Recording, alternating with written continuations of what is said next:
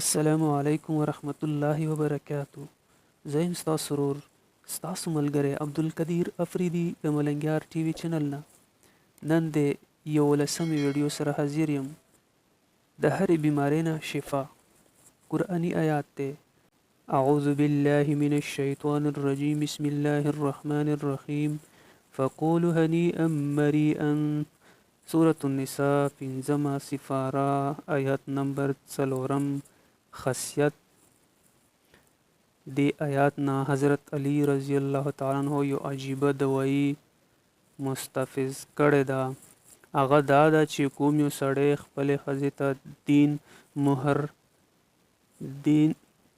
مهر نه څه نقدیت ورکړي او هغه ښځه هغه زر نقد بیا خپل خاوند ته وبخي او هغه زر نقد باندې شهد واخیستی شي او په هغې کې د باران اوبه ملو کړي او کوم مریض ته چې ورکړي شي ان شاء الله تعالی ضرور به شفا بیا مومي.